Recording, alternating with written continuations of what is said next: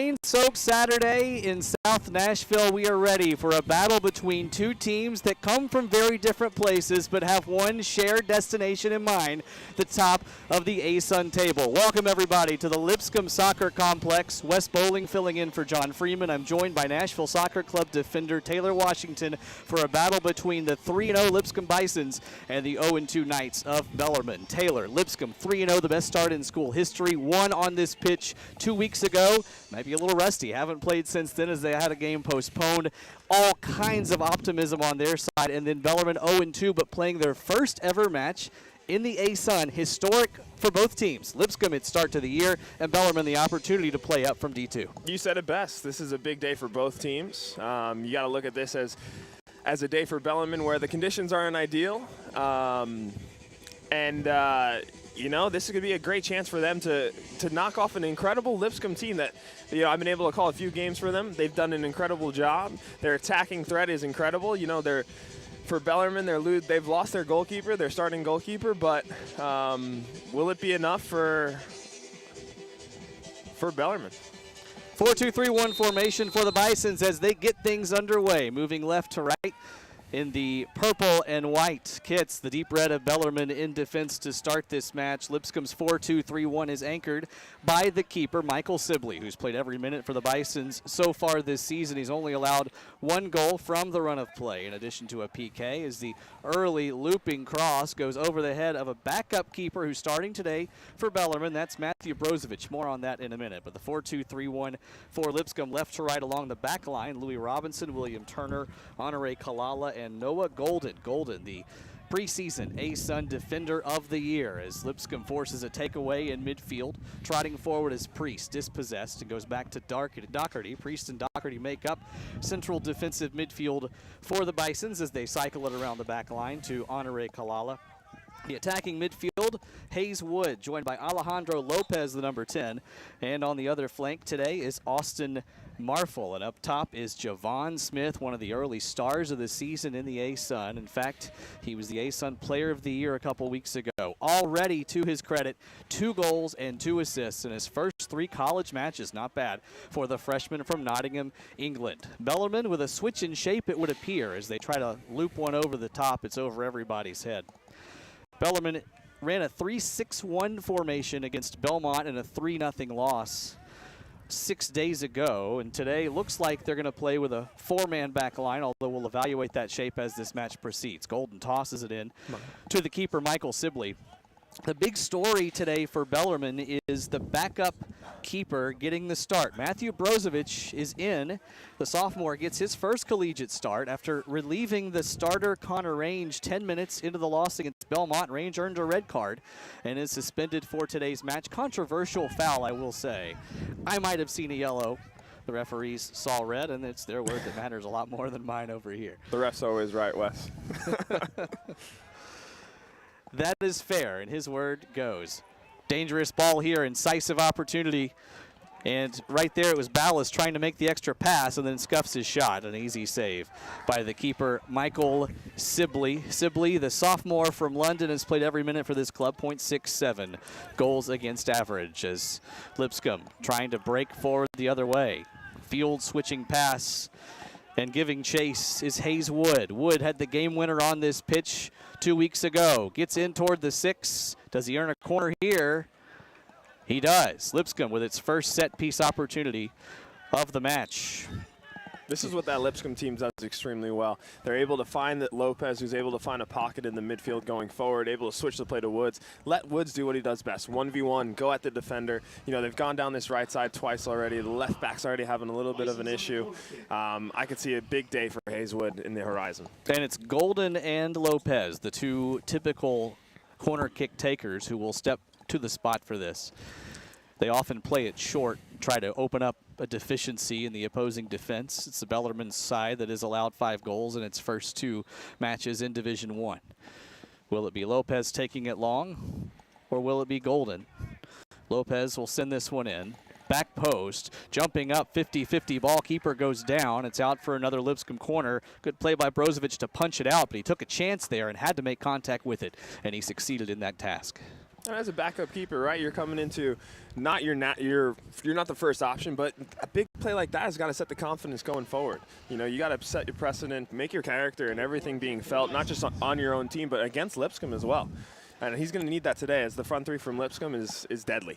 On average, Lipscomb scoring in the 13th minute. They opened in the first 10 minutes of 2 of their 3 matches with goals, as Golden loops this one just outside the 6, plays pinball for a second before the clearance is made by Bellarmine. We never got you to the rest of their starting lineup. As we mentioned, Brozovic in goal. Looks like, at least initially, perhaps a 4-man back line for the Knights. Nate Giroux, Jonas Skolstad, Eddie Williamson, and Max Vinberg getting the start. Williamson, second-team All-America last year at the Division II level. 2-man defensive midfield, Greg Fischer, joined by Jackson Snowden. It's Abdul Justiniano on one wing, on the other, Andrew Minnis, as the ball is parried all the way back to the keeper, who just has to clear it here.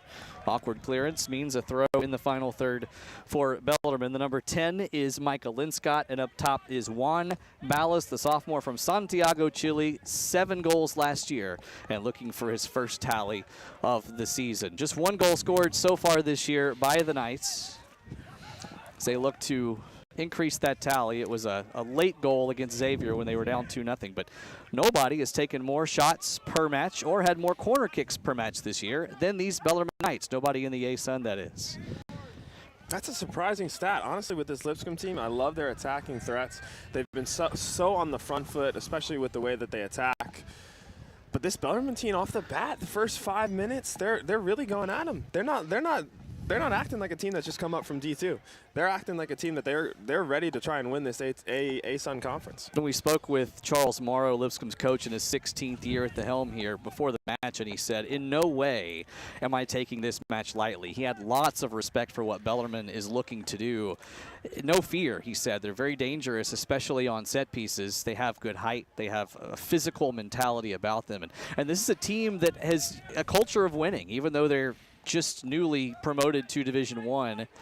Last year, they had their best ever season, undefeated in the regular season in D2, won their conference title, and went all the way to the Sweet 16 before bowing out to conference rival Maryville from Missouri. Cross to flex out. It's going to be a throw for Bellarmine, and early on, we're seeing the Knights assert themselves and keep Lipscomb from playing a complacent style. We've seen Lipscomb at times be very direct, even early today, but Bellarmine showing they have the punch to counter that if Lipscomb makes a mistake. Not only that, do they have the ability to counter Lipscomb's attacking prowess, but I will say this, playing out of the back these last 2 stretches of possession, you know, the center backs are calm on the ball. You know, if the option for the midfielder checking in isn't on, they're able to switch the point of attack. You know, they're not hasty. They're not trying to just get rid of the ball. They're not afraid of this Lipscomb team. You know, this is going to be a great matchup and a great game tonight. Nearly 7 minutes in, we are scoreless at the Lipscomb Soccer Complex on the corner of Belmont and Shackelford. It's a blustery day, and the Brits in attendance probably feel at home. 55 degrees, cloudy, drizzly. You can't tell if it's dripping from the trees or from the sky. It's one of those misty kind of days. You probably love it as a soccer player, Taylor. You get the soft grounds out. Your tackles mean a little bit more. Except, you know, to be honest, for this Bellarmine team, I could see this being an advantage as well. When the pitch isn't perfect, when the conditions aren't ideal, you know, it makes for even a tougher game to get a grasp of possession, to get a grasp of having your foot on being able to create stretches of possession. So they're going to have to be hasty in their attack and try and create situations out of nothing, and have no injuries. So you never want to see a game start off with an injury. Yeah. Speaking of contact, right at the stripe and going down is Micah Linscott, also second team at All-America last year. The attacking midfielder, one of the players on Bellarmine to be named preseason All-A-Sun, took 3 shots against Belmont, and he's used to going the distance. Went the full 90 in the D1 opener against Xavier. Looks like he's back up, gingerly at least. And Bellarmine will have a free kick right from the stripe. That's a big, saying a lot. Coming from D2, he's already a preseason A-Sun. You know, that's incredible. A lot of respect for this Bellarmine athletic program. We've seen them succeed in men's basketball this year already. It was a program in Louisville, Kentucky that definitely seemed ready for the jump from the Great Lakes Valley Conference and has had some good early success across the spectrum, albeit a delayed start to soccer. Moving to spring from fall, not an adjustment that anybody was thrilled about having to make, but these are the the times, right? Yeah, these are the COVID times. Make the adjustment. And many of these players, of course, played spring schedules in high school. So probably not the biggest adjustment, especially for newcomers coming in, but still very difficult, especially given the unpredictability. Some conferences played, like the ACC, with the ASUN, and many others went exclusively spring. It's got to be wild. You know, like when the first game that they hadn't played in 400 days. That's just insane, right? Like, at that point, you just think to yourself, when am I going to play? I want to make the most of this season. And for a team like Bellarmine, right, like coming up from D2, they have so much to prove, and they've had so much more time to prepare. You know, they have to be ripping and roaring and ready to get going. Ball chipped over the top. Foot race won by Honore Kalala, the youngster, one of 4 players on Lipscomb's roster to play every minute. That center back tandem between he and William Turner has been extremely effective so far this year. It's hard to build that chemistry, especially with 2 younger players, and yet they've done so admirably in the early going. Play doesn't hurt to have a guy like Noah Golden on the right side, fullback working with you, though, preseason defender of the year. Yeah, completely. And Louis right, too. Yeah, both the outside backs are incredible. Their ability to get up and down the field is quite astonishing, and something that a lot of teams are now implementing more in their styles of play at the not just the college level but the pro level. But these two at the center back pairing do an incredible job because they're so poised. You know, they communicate well, they read each other well, and they're able to stifle anything that sort of comes over the top, just like there. Aggressive ball laced over the top, but as you mentioned, Lipscomb poised and prepared for it. The Bisons have only allowed 1 goal in the first half this season, only 2 goals all year in their 3 matches, a 3-0 win, a 3-1 win, and a 2-1 victory, exciting one here at the soccer complex 14 days ago. A late winner by Hayes Wood elevated Lipscomb above the Bucks of ETSU as the offside flag is up. Hayes Wood is a player I honestly see they could utilize him even more. You know, his ability to go out on the wing, 1v1, drop the shoulder. I mean, he creates the space to go down the line. As a winger, you know, it's ideal and perfect every time. You know, if they're able to find Lopez in the middle and he's able to switch the point of attack, find Wood, find guys like Marfel out wide, you just have to be crashing the box and be able to get on the end of a cross. Wood with 2 assists this year in addition to his goal. Just a sophomore, but you could call him a leader for this club already. Definitely. He's big enough, too. He's at the weight room, we've heard from the COVID times, and we got an opportunity here. Free ball here, into the box. Smith steps over a defender. Contact with the hand immediately waved off by the referee. Inadvertent, point-blank range almost there. Would have been a tough one to give, but you raise your hand for it. I'm wondering why no one else is screaming on Lipscomb. Especially if I'm the guy who's just hit that, man, I'm screaming for a handball. Smith looking to work it over to the top of the box. Saw that one deflected awkwardly, and I'm with you. It definitely hit the arm, and I think the only question is, was that in an unnatural position, and did he have time to make the adjustment? I think that's a tough shout. That is tough, and I give a lot of credit to these referees because in those moments you really are deciding a game. Bellarmine set up with a packed midfield to try to win those battles in the heart of the pitch and funnel things forward. It will be Lipscomb, though, earning the set piece just inside their attacking side of the pitch. That's a great point, too, Wes. This midfield that's sort of clogging up all those entry balls that they're trying to find Lopez, trying to find Priest, you know, coming from Kalala, coming from Robinson and Goulden. Yeah, they're actually doing a decent job to start off the game. Going to be tough to break down. In fact, when they went a man down against Belmont just 10 minutes in, it still took them more than 40 minutes to concede from there. Belmont did score 3 times, as once things opened up, they had more chances. In fact, the player to score for Belmont twice was the son of Bellarmine coach Tim Chastanay in his 23rd season at Bellarmine, the winningest coach in school history by 120-plus games. But his son went to college in Music City, and, you know, it had to be an interesting father-son moment. Very proud, but maybe wish he'd had that brace against somebody else, the freshman in his debut for Belmont. It's going to be awkward at the dinner table, I'll tell you that. Golden marauds his way toward the 18 before he's cut off by a pair of Bellarmine defenders, battling along the byline before the Knights with the takeaway, trying to clear. Sliding effort by Smith, good hustle there, and the cross from Woods skitters across everybody. Bellarmine, might they break here? Sent forward the direction of Ballas, but just no heading for him as both center backs converge.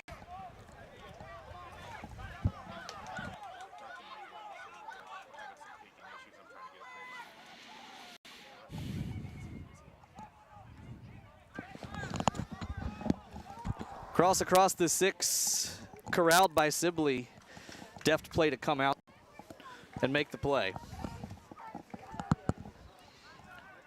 Sibley's value to this club, the sophomore, not just in shot stopping, but also in positioning and knowing where to be in situations like that. Yeah, he's great with his feet, and as you see the game develop, especially not just globally, but here in America, you want to see keepers who can use their feet and play out of the back, and this is something that this Lipscomb team excels at. 13.5 minutes in, no score. And only one real significant chance to speak of for Lipscomb. Yeah, the game's settling a little bit. You see Lipscomb have a little bit more of the ball. Can Bellarmine keep this high press and this ability to sort of try and close down on the wings? Can they keep this going? You know, after the first 15 minutes of the game is where you really see the game start to open up and see what a team is really about. And credit to Bellarmine, they have not allowed Lipscomb to muster a shot so far.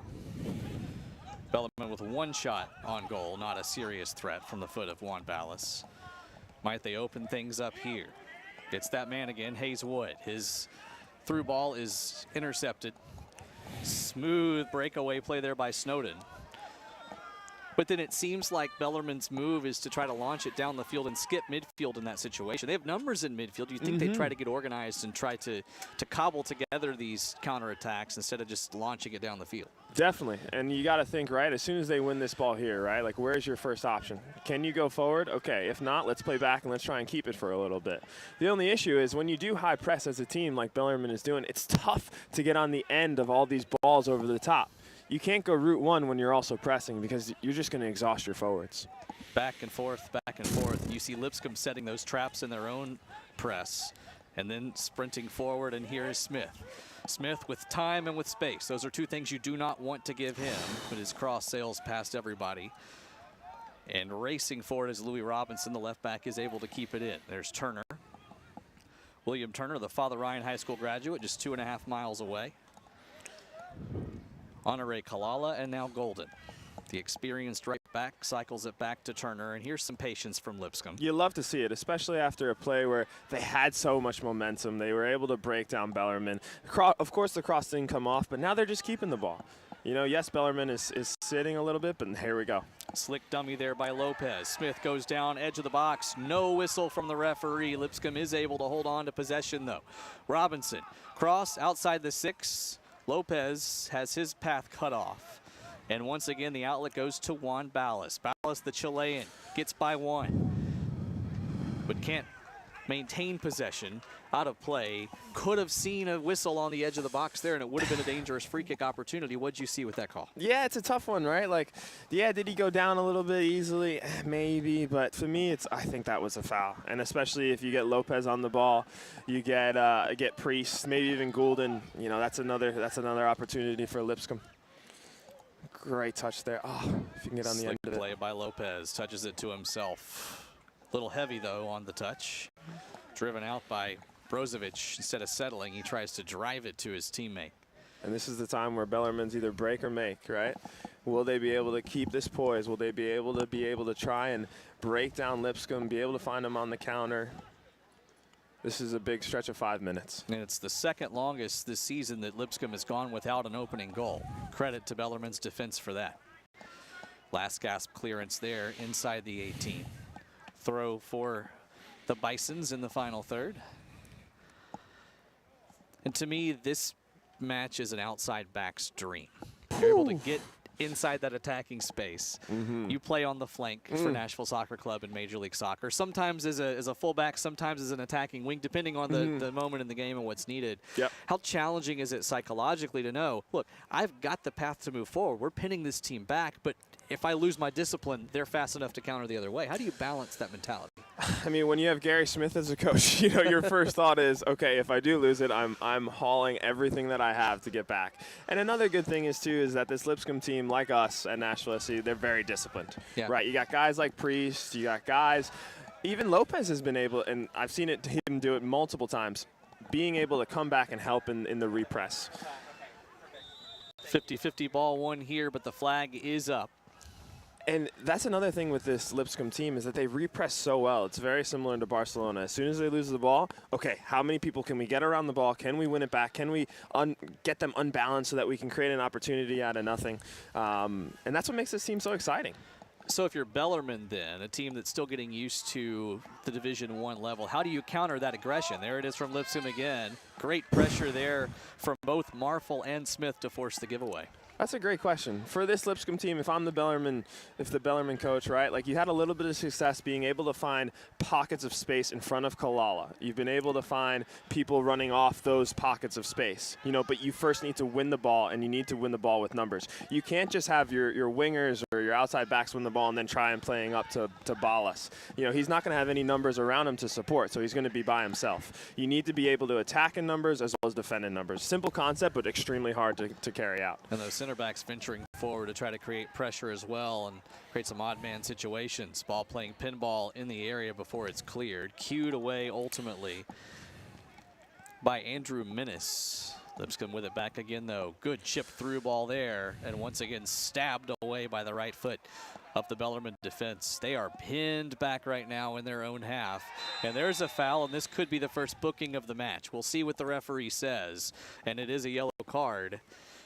First yellow given today, and that was Priest, it looked like, who's going to be the recipient. And that's just not needed, right? Like, if you look at it, Ballas he's literally on the line. The ball's played decently down the line. He doesn't need to foul there. He's got Turner running behind him, who's going to win the ball if Ballas does even get a touch on it. But it's just, for me, you have the numbers there.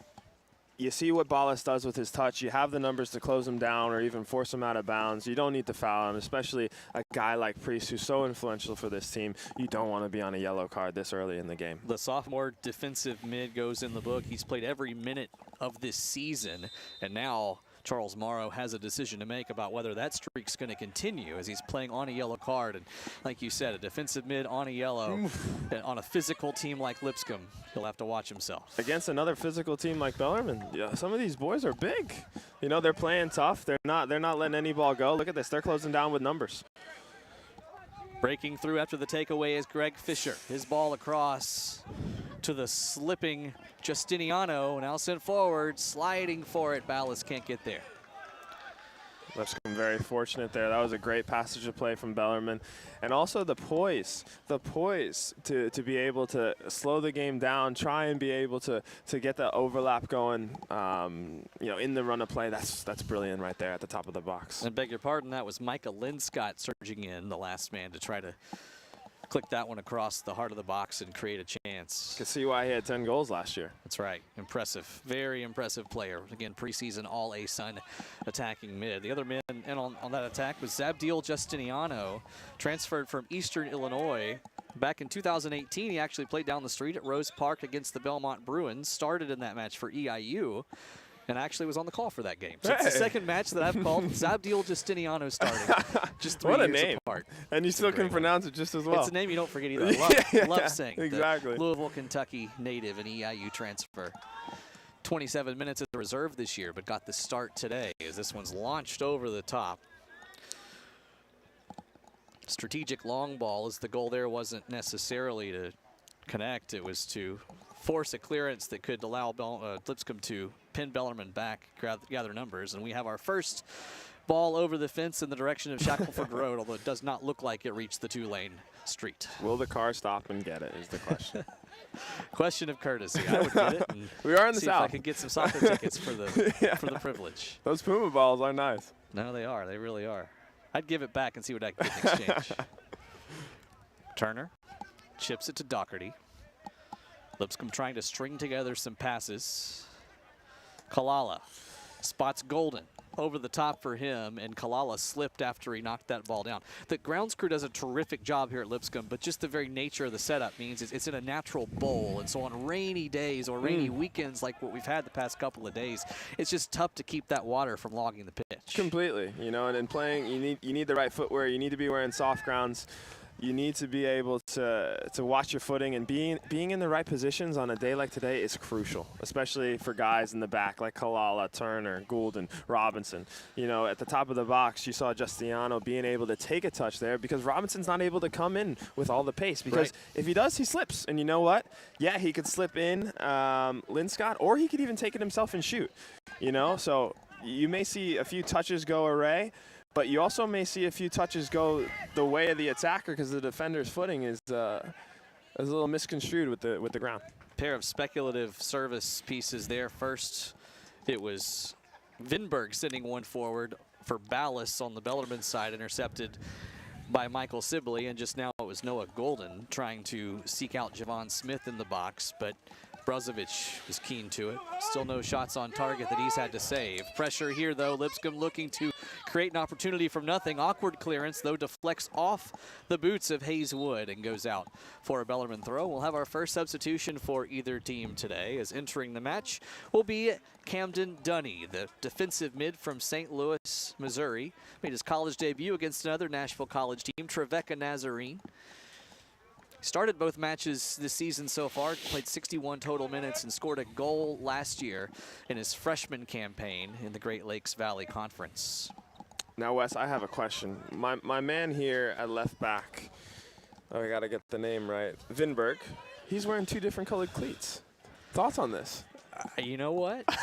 Is that the wave nowadays? I'm not a big soccer aesthetician. Okay, I don't really, okay. That's a bigger word than I expected to say today. Like chilly day. I'm not big on the aesthetics. To me, if it's functional, sure, but does it break some sort of unwritten rule in the game? What do you think? You know, I remember. We'll revisit that in a second here. Yeah. Through ball sent forward. Ballas, the shot deflects. Big rebound outside the 6, off the woodwork. And then the follow-up is high. The save by Sibley started the sequence. The rebound shot by Snowden was just off the outside of the post, and Lipscomb led off there. This is a great match. You gotta love the attacking threat from Bellarmine. They're on the front foot. They're able to get the ball that Sibley does a great job of getting low for. You know, tries to get it back on frame. Unfortunately, hits the woodwork. But you love to see Fischer being at the top of the box just to be able to get that ball, even try and get it back on frame. This is good. This is a great even matchup right now. Fischer, a confident veteran in defensive midfield, not afraid to step forward. He has 6 career goals, 15 assists. It was Ballas creating the chance, though. A tremendous through ball past the Lipscomb defense to him, and the save by Sibley, the second he has had to make today. This is the most action I've seen Sibley get. Calling, I think, of the 4 games I've called for them. Tremendous poise, and you see that it's hard for Bellarmine's midfield to break out, but when they do, that trio up top is incisive. Exactly. Dangerous. Linscott, Ballas, Snowden coming forward down the left flank. It reminds me a lot of Lipscomb, you know, and then you have guys like this stepping into the midfield from the center back's position. Jonas Schoolstad way out of position, takes a tumble. Can Lipscomb capitalize? Oh, hard tackle there, and a whistle and a foul. Got the ball, but also got the man, and got enough of the man that had to be a whistle. And that's close too. Priest is on a yellow. That tackle. Got to be careful. That's a tough tackle. Working toward a lifetime achievement, second yellow if he keeps that up. And he seems a bit hobbled after initiating that contact. And instead of lining up to try to play a set piece into the box, Bellarmine will play it quickly and try to find some space just outside the final third. Interception, Javon Smith coming back in defense, the Nottingham man. Wonder if he's a Nottingham Forest or Notts County man. In fact, yeah, I would hope Forest. More European Championship, but you never know. Absolutely. Forest and Derby County in a good one yesterday, 1-1 draw. Forest went ahead 1-0 and held on. Looked like they were going to hold on. And then Derby with a cheap equalizer. It was actually settled by a hand and then a beautiful finish. The referee didn't see the hand. There's no VAR in the championship. And, well, Wayne Rooney gets a point. Yeah, he does. Yeah. Much to my chagrin. I'm a Forest fan. Anyway, back to this action here. 27th minute, no score in Nashville between the Bellarmine Knights and the Lipscomb Bisons. Lipscomb really needs to get a hold of this game right now, Wes. The balls are getting in behind their back line. They're not winning second balls. They're chasing after it right now.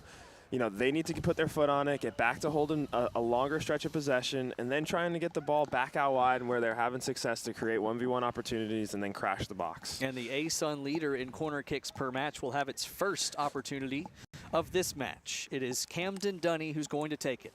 The reserve right-footed player is joined by Greg Fischer, but he's going to send this one near post. Initially cleared. Follow-up chip against the direction of play over everyone's heads, and it will spin its way out of play. So what does Lipscomb need to do to respond then to Bellarmine's strength? I mean, they've controlled play here for the last 5 or 6 minutes. They were playing with one up top in Ballas, but if you look at Linscott, they're sort of playing with two now. You know, they're going to a 4-4-2. You know, you have the substitute coming on and Dunny who's dropping a little bit deeper, but you also have Fischer who's dropping into the back line defensively.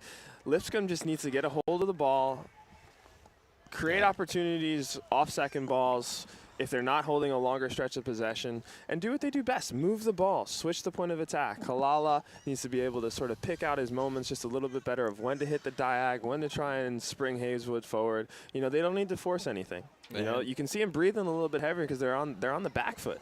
You know, they need to get back on that front foot and get a hold of this ball. Austin Marfel forces the corner kick for the Bisons, their third today. They've yet to muster a shot. Bellarmine has 4. Might this be the moment the Bisons break through? Golden, the far corner spot. Curling ball, cued away. Follow up by Doherty. He has a chance again, and what a sprawling save! What a great day from Doherty, man.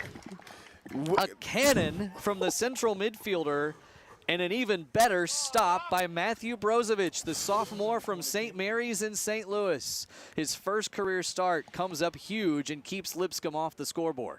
Great touch, gets powerful whip on it. Incredible save from the backup keeper. Great well play. Done there. Great play. Awesome take by Doherty, too. And now Lipscomb will have its 4th corner kick of the day, ruining the missed chance there. Although hard to have any regrets if you're Doherty. He struck that brilliantly. Yeah. You got to tip the cap to the keeper. Lopez's corner kick inside the 6, just over the head of Hayeswood. Spins out for a goal kick.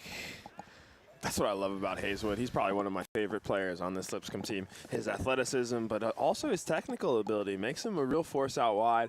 Also on set pieces. You know, he's a vital piece of this Lipscomb team. I always just want to see him more on the ball. Logan Hankemer rotates in for Bellarmine, the senior defender, and coming in for his first action today for Lipscomb is Kyle Sutton, the freshman from Branson, Missouri. Makes his 4th appearance of the season. Has 1 start to his name. He comes in for Marfel as Lipscomb unfurls its assault on Bellarmine's side of the pitch here. Overlapping forward. Lipscomb trying to gather and catch Bellarmine off guard. Wood, cross, just outside the 6, Smith. Can't get around on it, goes down. Goal kick Bellarmine, and the substitute starting to roll in now as we reach the final 15 minutes of the first half. No score between Bellarmine and the Bisons. And that's exactly what Lipscomb needs to do right then and there. Robinson, you hear it from Golden. As soon as he gets on the ball, calm, let's keep it. You know, they're able to find, I think it was Lopez who ended up switching the ball. Hayeswood does what he does best. Goes at the defender, beats the guy 1v1, crosses. Not a goal, but still a great opportunity. Over the top for the man who just came in, Hazik Zed. Can't catch up to it, the attacking mid, but there's Ballas. Ballas going to work on Kalala, who clears and avoids conceding a corner. Smooth play by the youngster. And I know Kalala's young, right? But that next level that'll separate him to become a pro is, can he shield that ball out of bounds?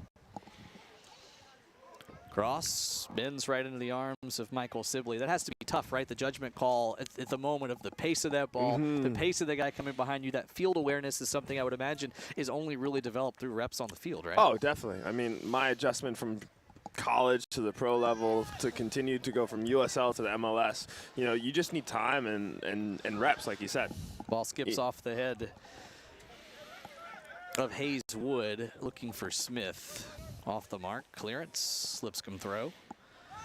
The Bisons now with a shot on goal. Doherty's cannon What a play by Brozovic, too. The poise of the sophomore in his first career start. Had to be hard for him coming in against Belmont, coming in cold after his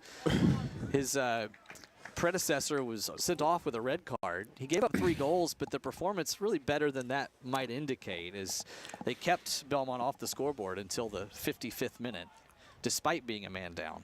That's hard. And I know that Belmont team. I have a buddy who plays for them. He's a winger. And some of the Nashville SC boys are actually out watching him, and they said, you know, that Belmont team is no joke in their attacking prowess as well. So, you know, you see him gaining his confidence off the first cross that came into the box. You know, he does an excellent there on Doherty's shot. You know, he's got to be buzzing. You know, it's 0-0, 10 minutes to go about. You know, he's just got to be patient. They say that quarterback wants to get hit early in a football game to feel like he's in it. I would imagine a keeper wants to make a sprawling save early to try to feel like they've got their rhythm. It has to be tough. He hadn't faced a shot until then. It'd be easy to get a little cold back there. Completely. Alejandro Lopez battles for the ball with Greg Fischer. The savvy veteran wins out and works it back to his back line. Brozovic sends it into the blustery sky. And a whistle against Bellarmine on the 50-50 there goes against Linscott. You know, you mentioned that Belmont program, second year of a coaching group there. Morrow, 16th year here at Lipscomb. Yeah. From a professional standpoint, when you look at the college game in Nashville and how it's growing, what are your impressions? What are the club's impressions of what's happening here at the college level? I'm extremely impressed. You know, we played Lipscomb in both years that I was with the USL team here in Nashville.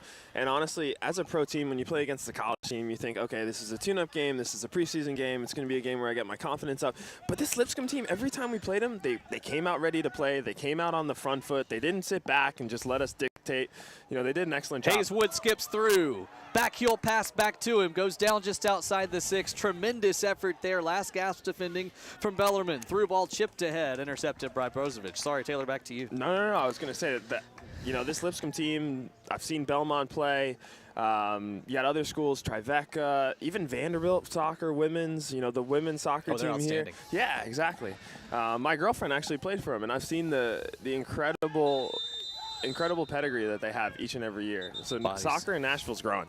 Bodies collide. Smith wins the foul. And here comes a free kick for Lipscomb, 25 yards out. Some discussion there before Lopez takes the kick quickly, too quickly for the liking of the referee. And I understand why Lopez is asking the referee. One, it makes Bellarmine think he's not going to play that short ball as he sees Golden running on the outside. But also, it's like they had an opportunity where maybe they can get a touch and maybe someone can get on the end of that touch to try and get on goal. Can you play advantage? I like Lopez a lot. That little creativity shows he's wiser than his age. Creative Costa Rican. Attacking midfielder, the sophomore. Had an assist in the opener against UAH. Now they've rethought their strategy now that the referee wouldn't let him take it quick. Golden lines up next to him, and it will be Lopez still to take it. Left-footed out swinging back post ball. Brozovic, hands of steel once again. Slides this one ahead. No real numbers here to speak of for Bellarmine, though, and so they'll slow things down wisely. Still not afraid to at least take a look at launching a lightning counterattack, as they've done a couple times today. And that's what you're going to have to do against this Lipscomb team. They throw a lot of numbers forward. You got to be able to try and be countering their counterattack and their transition play. But you also have to try and switch the point of attack. You can't just go down one side and stay down that side. And that's what Tim Chassenay said, talking about this Lipscomb team leading into the match. Called them a very good team, said very good players in the attack and very hard to break down. And so it looks like their choice is not to necessarily try to break them down as much as to catch them off guard. Yeah. And I would imagine you've had moments like that too in your career, where you're playing against a team that might have more experienced players, at least at this level. And you've got to be a little more crafty and quick. With your speed, I would imagine you were deployed as that asset. Yeah, sometimes, yeah. But yeah, like if you had, especially in USL when we played against teams that would bring down players from their first team of MLS, you know, you have to be a little bit more smarter on the ball. You got to be, your touch has to be on, and then you have to take advantage of these moments where either they have a lapse in judgment or you just have the flow of the play going your way. Louis Robinson forward for Smith with his back to the defender as Lipscomb tries to gather. Turner to Kalala. Honore looking down pitch. for Golden. The fullback breaking ahead. Did he keep that one in? The referee says yes, he did. But they give it up anyway. Bellarmine linking passes from defense to midfield there. The escape valve successful. But that's where it's been trouble right there for Bellarmine today. Lipscomb has really clamped down on the midfield, especially on their attacking side, and created some turnovers and chances from that. I'm a big fan of possession, but not possession to a fault. Sure. And right then and there, when you're playing against this team like Lipscomb, where you know after the second or third pass you're still going to have guys running at you, you have to be able to switch the point of attack. You can't just be playing 1-2 touch passes. The center back marauds forward. His pass deflected, and Lipscomb for a moment looked like they might be caught shy in the numbers. Bellarmine, though, looks to gather before sending it forward. The interception by Doherty. Hayes-Wood. Lopez. Spraying it wide for Louis Robinson. Robinson crosses high and punched down instead of being caught there by Brozovic, but his teammates are there to bail him out. Golden. Doherty, brother Priest. Bellarmine puts out the fire, at least for now. Might there still be embers? 7 minutes left in the first half as we are 38 minutes into the action, scoreless. Here at the Lipscomb Soccer Complex, this is the longest now the Lipscomb has gone to start a match without being on the scoreboard. And you wonder, as well as Bellarmine is playing, if rust is also a bit of a factor here. It's a Lipscomb team that was supposed to travel to Huntington, West Virginia and take on Marshall a week and a half ago. That match was postponed due to inclement weather. And it just seems like they've certainly shown moments of brilliance, but not as consistent as they've been in some other matches this year. Completely, and I think when you have this much amount of time off, yes, you're practicing, but you need, like we said, we talked about the reps. We need to be able to be in these game-like situations where you're actually able to implement everything that you're practicing. But towards the last end of this half, you really see them on the front foot again. They're dominating possession, they're playing quickly, but can they be a little bit more cleaner and a little bit more sharper in the attacking third? Noah's career has been absolutely golden for Lipscomb, pun intended. 1-2 ball back from Hayes-Wood. Golden dispossessed. Lipscomb holding on to it, though. Doherty, while deflects off the foot of the Bellarmine defender and is gathered easily by Brozovic. All credit to Bellarmine so far for the game they have played, and they are proving themselves worthy of the praise that Charles Morrow had for them pregame when he said this is a team that is not afraid. Moving up from D2 to D1, a daunting switch. They've done it well, and now Linscott could be in here. Linscott heads it down, and it's corralled by Sibley. If he heads that up, he might be able to even get it over the keeper, but Sibley was wise to that. It bounces on the turf in front of him instead. Heads it up, maybe can even get a foot on it. He has a lot more time than he thinks. Great tackle there in the midfield. But yeah, it's just in that moment when the ball's coming up, you don't know who's to your left or how close they are. You just try and get it on frame and hope it goes in. Linscott edged off the defender very effectively, but he might be replaying that final touch in his sleep tonight. Yeah. A golden opportunity for the senior from Radcliffe, Kentucky. 25 career goals for him, and he almost had number 26. Sibley still yet to allow a second goal from the run of play this season. Just 2 goals surrendered, and one of them was a PK. Turner, as the center backs are spread wide here. Forward for Doherty, now Priest. Back to Turner. Clever interplay for Lipscomb as they try to regain their shape. And the slippery turf perhaps a factor in that mishit. 2 reserves coming in for Bellarmine. It'll be Nolan Mcgrath entering alongside Raheem Shalash. Nolan Mcgrath, funny story, his brother Ian played with you on the inaugural edition of Nashville Soccer Club's USL team. Yeah, and where Ian actually scored on this field. So will it be a Mcgrath, another Mcgrath goal? Like his brother, he's tall, 6'1", 175. If he's anything like Ian, he can get on the end of crosses. He's going to be technical. He's going to be quick. I'm excited to watch him play. McGrath's brother played for Evansville. That's where he encountered Nashville SC general manager Mike Jacobs, who was the coach at Evansville for a spell. Lipscomb trying to break forward here. That pass hit a little heavily, and Louis Robinson can't catch up to it. Smart play from Robinson there. He recognizes that they just lost the ball. Bellarmine's on the front foot. He kicks the ball just towards the wall, so they're not able to get it. Love that play from the English lad. Smart man. Cheeky. Cheeky indeed. Feels like a British kind of soccer day here. 55 degrees and blustery. Contact in midfield, foul whistled against the Bisons. This is considered nice in England, I would guess, right? I would compared to all the rain that they always get. I think your boss, Gary Smith, has seen much nastier days than this in his days working in the Arsenal organization and at Stevenage. Yes. Much nastier. In fact, when it gets 90, 95 degrees in the heat of the summer, I'm sure he's hearkening back to those blustery cold days. Yeah. He's still got the button down on, though, I will say that. Always dresses for the occasion. Best dressed. 2:45 left in this first half. Can Bellarmine threaten once more? On the attacking fringe. Ball to the byline here, switched across the face of goal, but it did break the plane of the goal line, and it'll be a goal kick for the Bisons.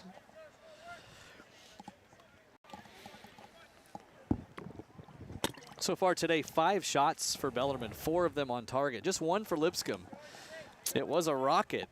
He got his money's worth. You could almost count it as a shot and a half, did Ryan Doherty, but it was saved by Brozovic. That's the thing, that opportunity is just what's been driving this Lipscomb team forward. They haven't been able to manifest as much. I'm going to bet Kalala's going to hit a diag right now. Here he goes.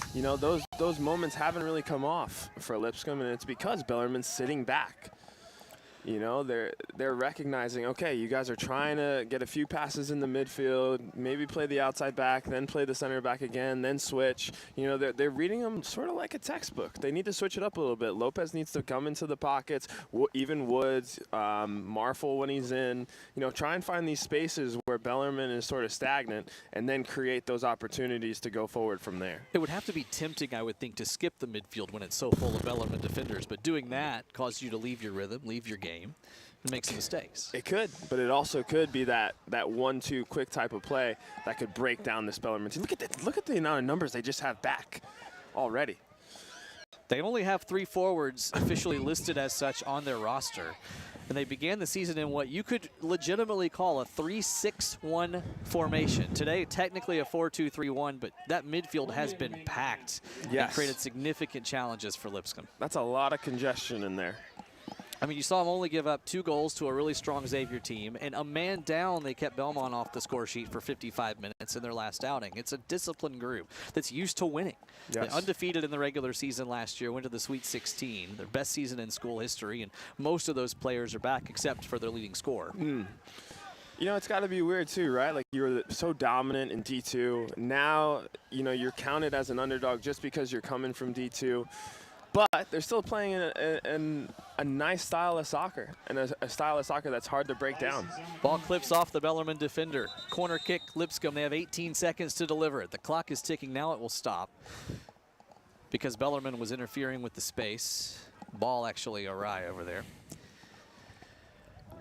So 17 seconds, one last chance for Lipscomb this half. Just 1 shot on goal in this scoreless contest. Can the Bisons get the breakthrough late in the first 45?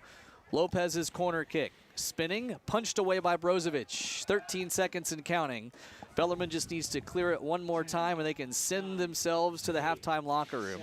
And that's exactly what they have done. 5 seconds on the clock. The throw in by Robinson, fielded by Priest in a token effort. He sends it out of play. And the first 45 are complete at the Lipscomb Soccer Complex. Gutsy play by Bellarmine in their first ever match in the A-Sun. They have held Lipscomb scoreless through 1 half. Your score after 45, well, there's not one. We'll be back for the second half in 15 minutes. This is Lipscomb Soccer.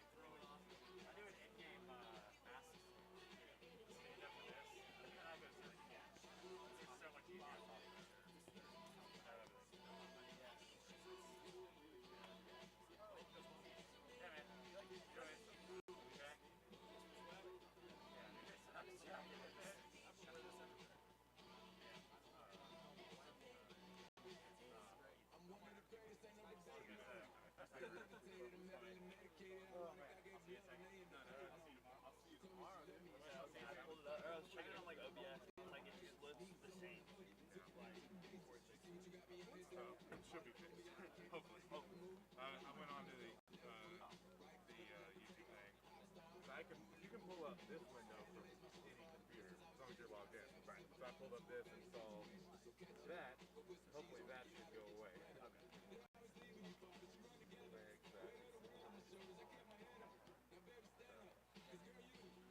Yeah, it looks cleaner on the Instagram, but like a second. Yeah. It was super just like, You know what bitrate is?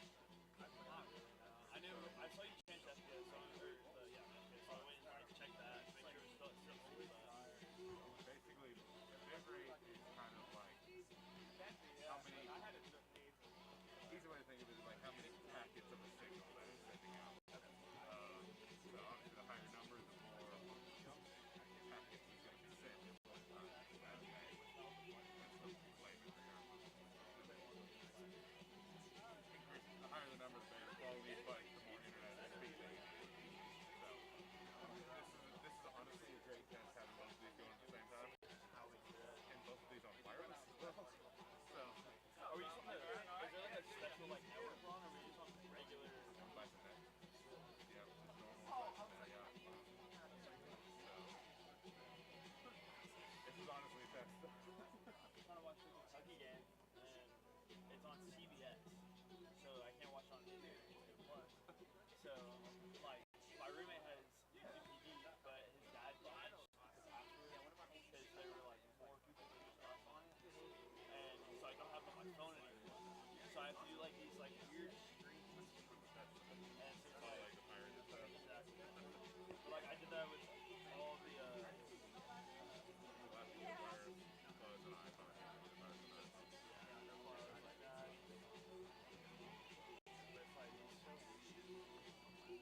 I have to like close out on like 100 apps and like watch it. Alright, I think I've got a decent open for volleyball. I'll figure it out. Got the Excel sheet done. Now they're doing it. It just sounded good. His mic is still peaking when he gets loud. I don't know why. It's in a good level, but it's peaking at the mic. It's just like super loud. It's not a loud mic thing. It's distorting. Like it's getting to the high end of what that mic can handle, and it's just distorting. Is that the one that was messed up? It's sort of like the high pitch one. So I didn't know if that was like. Unfortunately, I don't know. I'm also still with that one.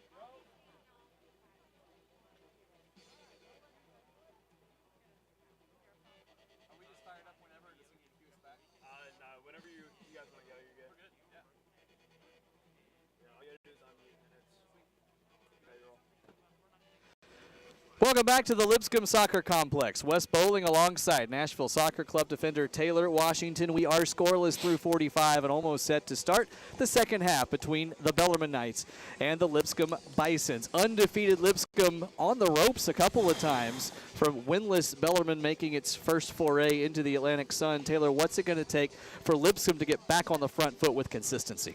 They have to do what they do best, right? They're able to pass a few times in the back. Then you have to try and break the lines. Find Lopez, find guys like Priest, find guys like Doherty who are able to get that ball that's laid off from either Smith or Lopez themselves, and then get the ball wide. You know, Hayeswood has had incredible success out wide 1v1. I was just talking about it at halftime with actually a Belmont soccer player. We were talking about his ability to be able to create an angle that gets the defender on their heels, beat them down the line, and then cross. But the best thing about that is that you need someone in the box and able to get on the end of it. So the crosses has to be on point, the runs have to be good, and then stick to what they do best. Win second balls. Close down this Bellarmine team. You know, they've done a great job for 45 minutes, but can they do it for another 45? Will they be able to keep it up? That is the question. Bellarmine has been outstanding so far today. They lead the shot count 5-1. They've forced 4 saves from Lipscomb keeper Michael Sibley, and they will start us off moving left to right in their deep crimson kits. Coming down from Louisville, Kentucky. They're 0-2 this year, but they were undefeated in Division II play in the regular season last year, went to the Sweet 16. They have a winning mentality, and they can see a goal in front of their eyes. They almost had a couple in the first half. Lipscomb, though, with pedigree, 3-0. They've scored 8 goals in those 3 matches. Never count them out to score, especially with the youngster they have up front, Javon Smith, who was the target of that ball over the top, headed away. It'll be a throw for Lipscomb at midfield. You can never count this Lipscomb team out. The way that they play, the excitement, the enthusiasm to go forward, the poise, everything about this team makes it a contender for the ASUN top team every single game. Lipscomb winners of 2 of the last 3 ASUN championships. Went to the NCAA Sweet 16 in 2018, their second consecutive NCAA appearance. Finished 5th last season in a tight race, 3-3, and they were 5th out of 7 teams. Tough fate for them. They lost in the conference quarterfinals, but this is a team that is poised to take a big step back up to that NCAA conversation. Yes. I think that's easily a fair aspiration for this team. Completely. And you know, I've equivalated them to some other college teams. You know, I think they're attacking, and their ability to attack is what makes me so excited about them. Priest steps forward. Skitters one along the ground, just wide of frame. Does not test the keeper, Matthew Brozovic, who has, I think, the play of the day so far. On the shot of the day from Yes. Ryan Doherty. The Yes. Pennsylvania junior roped one, upper 90 almost. Close. And Brozovic had to Incredible take. leap up and knock it out of the sky. But honestly, I don't mind that right there from Lipscomb. You need to try and test this keeper. The conditions are perfect for, say, even a shot on the ground to skip in, you know, deflection, who knows? You know, test this keeper. He's the backup for a reason, but he's done an incredible job today. But does that mean he's going to be able to do it for 90 minutes? And that's the whole question with this Bellarmine team. And he's a keeper who understands the mind of an attacker. He actually led his high school team in scoring before moving to keeper. Yeah, Versatile guy. you love stats like that. Man, he's a Everyone winner. was always a forward. Just a winner wherever he plays. Service cued away on the outside of the edge of the 18. Bellarmine trying to break. They spray it wide. Too wide, it turns out, for Nate Giroux. Can't chase it down in time. Throw in for Louis Robinson, the left back for this club from Nottingham, England, the junior. Back to William Turner. 2 youngsters are the 2 center backs, Turner and Kalala, but they don't play like it, although there's a giveaway. Awkward situation here. Sibley comes up. Kalala heard my praise, which he has earned all game long, and decided just for one moment to slip up for a second, but he's bailed out by his keeper. Well done by Sibley to read that. Good vision to run up. There were 2 men converging for Bellarmine if he had not cleared that one out of trouble. Bellarmine stringing together passes here, though, efficiently and effectively. Snowden, 2 men close on him. Take away Hayes Wood, tries to chip it forward. Bellarmine in possession instead in midfield. Don't really have much shape to speak of, though. 5 guys in a pretty tight what's that, a pentagon, I guess, Yeah, shape or so? yeah. Passing triangles, not passing pentagons, right? But it leaves space on the other side of the field. And there's a dangerous cross. Sibley is wise to it. That was Giroux sending it in. Couldn't connect with Ballas, but not a bad effort there. And it's McGrath actually up top to start the half, not Ballas. McGrath, the 6'1" freshman. The man in the middle of the pitch up top right now for Bellarmine. See, right there and then is exactly what Lipscomb doesn't need to do. You know, they get the ball after a good stretch of possession from Bellarmine. They don't need to try and just go route one and try and spring their attackers in. They need to string a few passes together like they're doing right now. Get the ball to Priest, get the ball to Doherty, switch the point of attack. But be clean, be technical. Robinson called for the ball from Golden, but he slipped on the wet turf and didn't get all of it. Intercepted by Bellarmine, who gains possession here. And you can tell they're growing in confidence and have been growing in confidence as this game has transpired. They didn't allow a Lipscomb shot for the first 20 minutes of this contest. Yeah. I mean, the way that Bellarmine is actually able to throw numbers forward like they did on that cross, I think they had 4 guys attacking the ball in the box. Of course, the ball didn't come off to a Bellarmine attacker, but they still have numbers in the attack. But then they're able to get in the back. Look, they still have 4 guys in the back 4. They have 2 guys dropping in from the midfield, as well as the winger coming back. You know, that's good coaching right there. Foul leaves Lipscomb with a free kick, just a step or 2 inside the center stripe. Golden will be the one to launch this one. Instead, he's going to send it back to his back line. Priest steps forward. Smith, timely run. Coming up to stab it out of play, though, is Matthew Brozovic. Tremendous adjustment there, the reflexes, sending him forward a step and a half before Smith could come to it. But you see the speed of Javon Smith to change direction and put himself in position there. This ball sent in. Chasing up to it is Austin Marfel. Now, if I'm Lipscomb, I know that they love the diag, but can they play the outside backs on the diag? That's where I think that they're going to have a lot more success than trying to play a diag to the winger, where the outside back for Bellarmine is already anticipating it, already knows that it's coming. You know, try and play Robinson. Look at how much space that this guy has out on the wing. Right now, turn. Instead, Doherty's going to keep it near side. Now he'll swing it into the middle of the pitch to Lopez. Intercepted. Pullback by Lopez there, and eventually there is going to be a whistle here, and you could see a card for the tug of the jersey behind. It wasn't flagrant, but we've seen less booked before. Instead, it looks like the referee's just going to say, no more, please, from either of you. Only one yellow card to speak of today. It went Lipscomb's way. Thomas Priest is playing on a yellow in central midfield. And he had a tackle in that first half that could have, in my opinion, it was close to a second yellow. Yeah, he did. He went down just, 5 minutes later and had a really, really physical slide. Yes. Was whistled for a foul, but I think maybe just because he got a little bit of the ball, it was merely a foul and not anything more than that. There's a tremendous tackle. Louis Robinson gets down and dirty. Then laces one straight forward for Smith. Smith somehow able to keep it in, tiptoes the touchline, but interrupting is Nate Giroux, does the smart thing and just cues that one out of play. Good connection there, and you see the raw skill from Javon Smith, the freshman. Now my thing in that situation, excellent job by Robinson. Excellent job by Smith to hold it up. But he has no one underneath him, so he's got to do it himself. Right. Can Lopez find those pockets of space to try and get on the ball and be an option for Smith, for Robinson right now, for any of the attacking options? Not just coming to the ball where he's closing down the space for Robinson. You know, he has to be able to find space and pockets where he's able to turn or be able to play a one-touch ball to spring someone through. You know, coming to someone who has the ball and closing their space doesn't do anything for the team.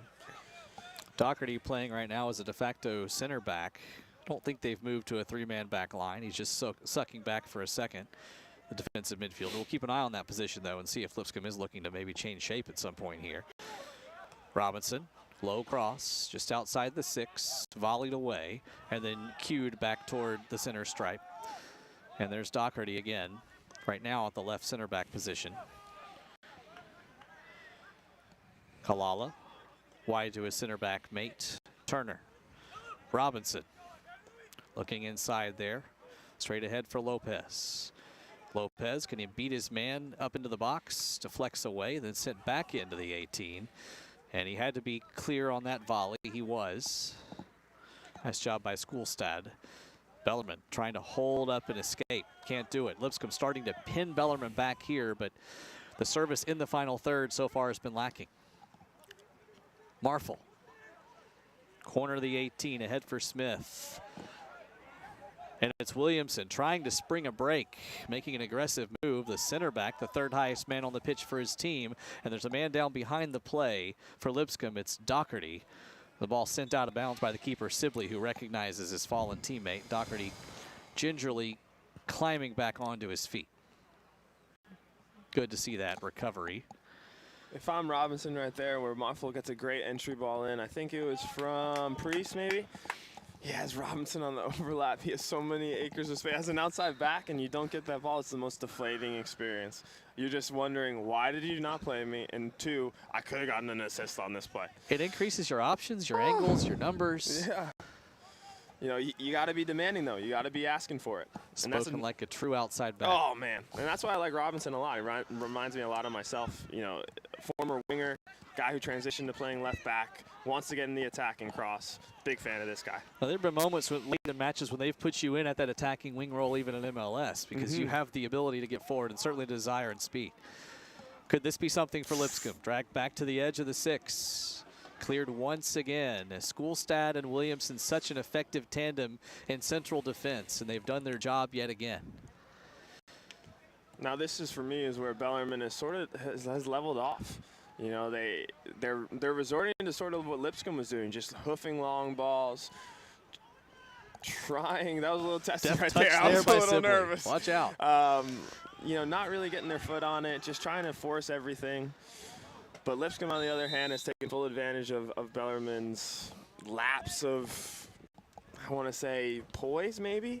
And they're really taking full advantage and dominating this half. Smith whistled offside. So how does Bellarmine recover its strong form from earlier today? Is this just fatigue? Is it lack of creativity? Is it mental? Is it physical for them at this point? It could be a fatigue thing. They came out so hot in the first half. They came out pressing. They came out trying to win second balls. You know, it's almost impossible to really keep that up for 90 minutes, and that's why you rely on those times when it's 20 minutes in and you have a good stretch of possession. You know, you're able to dictate the tempo. Lipscomb creating pressure, making it hard for Bellarmine to escape its own end. The flip side of that is, of course, that an effective long ball could create trouble. And might this be that moment? McGrath lumbering after it. Edge of the 18. 5 steps from the byline. Pulls it back because he doesn't have help. Bellarmine looking to string together some possession here on the edge of the 18 and create an opportunity which would be their first of the half. In this scoreless match, looking to break ahead. Awkward ball there, cleared last minute. Corner kick for the Knights. Sent it in to the bodies. Linscott went for it. Took a deflection off Robinson and out for a corner kick. That is one thing about this Lipscomb team. I will say, when they do have a longer stretch of possession, when they do dominate the ball for a longer period of time, you know, there's always that one play where the opposing team somehow finds their way into moments where it's like, oh no, are they going to score? It's a little bit scary, you know, and that's just one area where they just need to be a little bit more focused and tuned in. The price of assertiveness in the attack is vulnerability in the defense at times. As this ball is sent in, they have some tall bodies, do Bellarmine, but the ball doesn't find the head of any man in the crimson jersey. That sounded like some philosophy for soccer. You need to trademark that. Soccer and life, the price of assertiveness can be vulnerability. I'll have to remember that. Been a blind squirrel finds a philosophical That needs to be on a nut. journal or a daily meditation log. Soccer and life, you can learn a lot about one from the other. So intertwined, so namaste. Always watch your back line. That's a good life motto too, right? This is very true. It's the Bisons who have held off Bellarmine so far thanks to that back line. Now 3 corner kicks for Bellarmine today, 5 for Lipscomb after that last corner from the Knights. Shots still 5-2 in favor of Bellarmine, though. Just a couple shots from Lipscomb and 1 on target. As much of the ball as Lipscomb has seen has to be a bit surprising. Bisons looking for something here, though. Hayes Wood to the byline, sends it across, dangerous chance. Cued high and away before Marfel could converge. Lipscomb keeping on the heat. But dousing the water on the Flames for the moment at least are the Knights. And that's why I love Hayeswood there. Able to create a 1v1. Excellent cross. You know, if Marfel is able to get in front of his defender, maybe he's able to head it. But, man, what a great stretch of possession. What a great attack.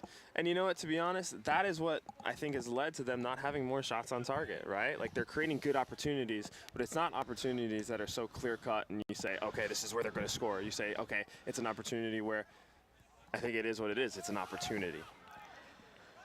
A tremendous through ball to get through to him to begin with. Now this one sent over the top. Smith tripped up. Ball gets as far as Shalash. Lipscomb setting traps when they lose out. You've mentioned that before. It's a very Barcelona-esque, very Pep Guardiola style. When you lose out, converge on the man that took the ball.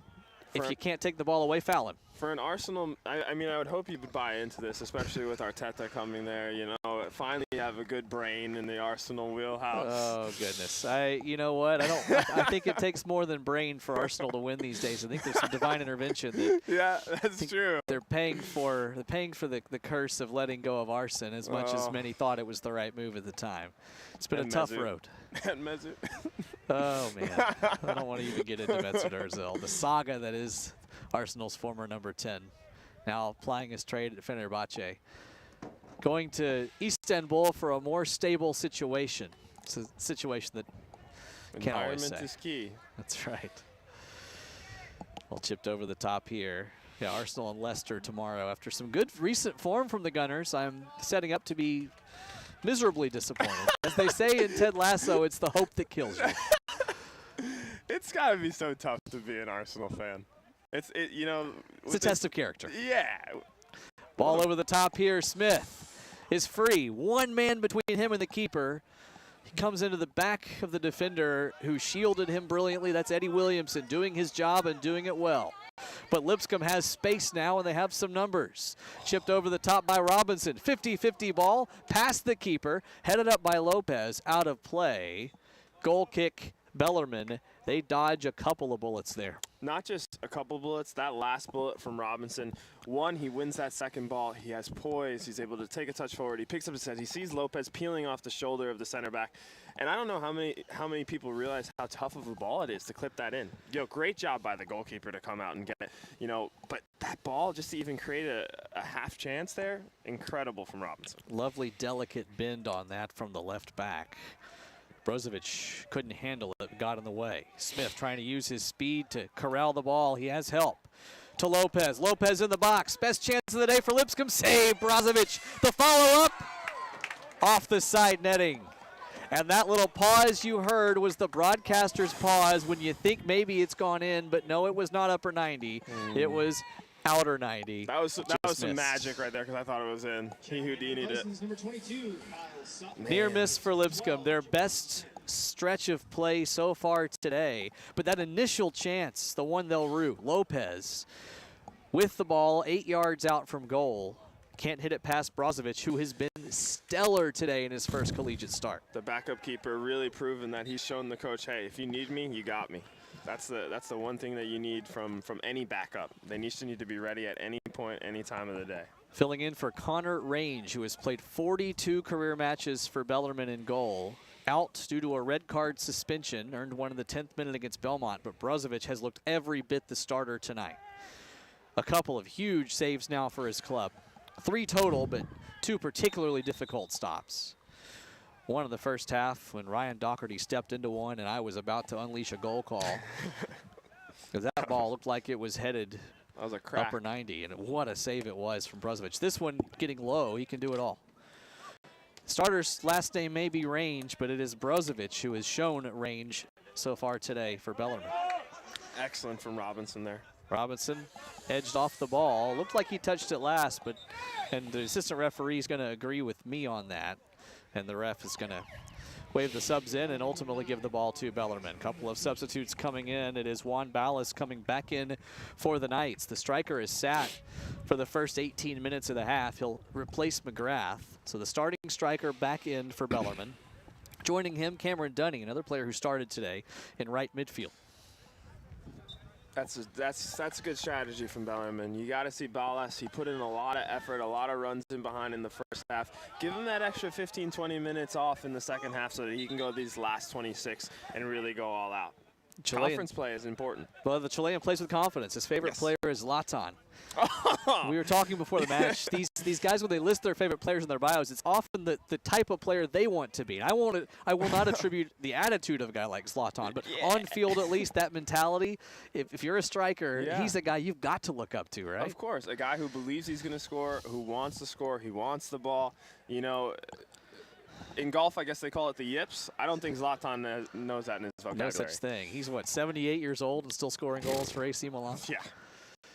Ball sprayed wide. Robinson, who's been at the heart of nearly every chance generated for Lipscomb this half. This one sails over the heads of everyone across the goal line, but he has earned the right to curl in those crosses the way he's played here in the last 20 minutes. Exactly, and Lipscomb is doing an excellent job of finding that outside back that I talked about earlier in this half. You know, they were trying to switch the ball to the winger.